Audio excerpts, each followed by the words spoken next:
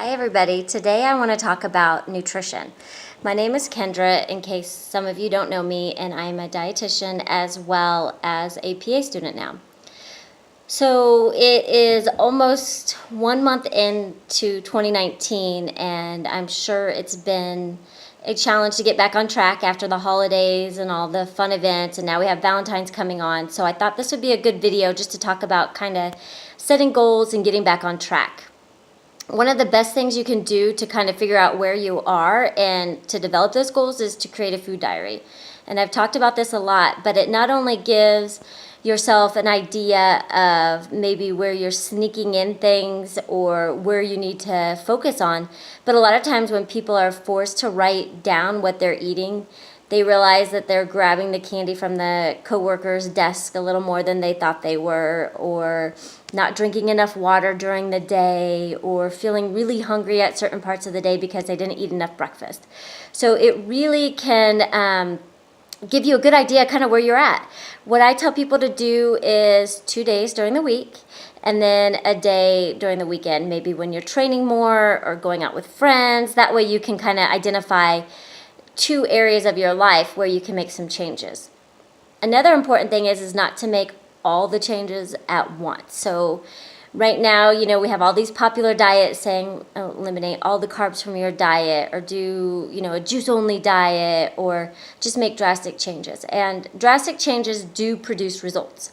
However, they're not going to produce lifestyle changes, and making your diet a lifestyle is what helps you kind of live that life without yo-yoing around and gaining weight, losing weight, etc. Another important thing about this time of year is it's right in the base building phase, or the preparation phase, and we kind of talked about that a little bit in my handout. But this is the phase where you can kind of tweak your nutrition and make some changes, see how it goes without really jeopardizing your training, because you're not in the thick of training. So this is really where you should be practicing pre-race fueling, fueling after you're eating, and kind of just being in tune with your body. So once you do about 3 days of your food diary, take a look at it. Contact me. I can help you if you're having trouble identifying some things. And pick one thing. Maybe it's you don't get enough water throughout the day. And so instead of saying, let's say you drink 2 glasses of water the whole day, and you want to drink 4. We'll start with doing 3, 2.5. You don't have to be perfect right away. You can start small and then increase from there. It's also important to make it measurable. So I talked about, going from 2 to 2.5 to 3.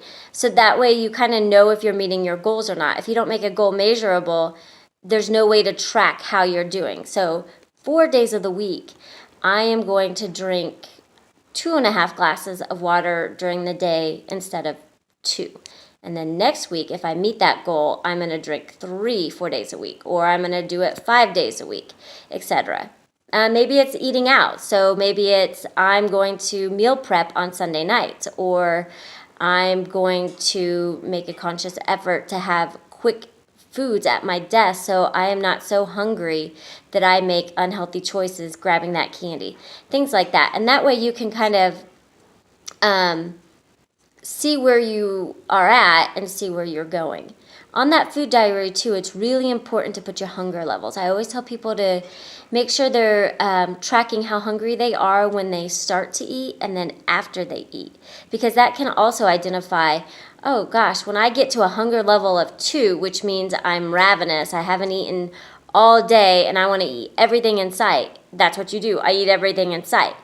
But when I'm at a hunger level of a 4 or a 5, kind of feeling hungry, not sure if I want to eat or not, I stop at a 6 or 7 versus stopping at a 10, whereas, you ate everything in sight and now you feel bloated, you feel full, you don't want to do anything throughout the day. That can kind of guide what it feels like to start at a certain hunger level and end at a certain hunger level, and kind of guide you for where you want to go in the future. I hope you guys enjoyed this. Some of the other sessions we'll talk about really base building, how many carbs to eat, how to increase that, and how to get on to your weight loss journey if that's what you would like. But the first step is the food diary. All right, I'll see you guys later. Bye.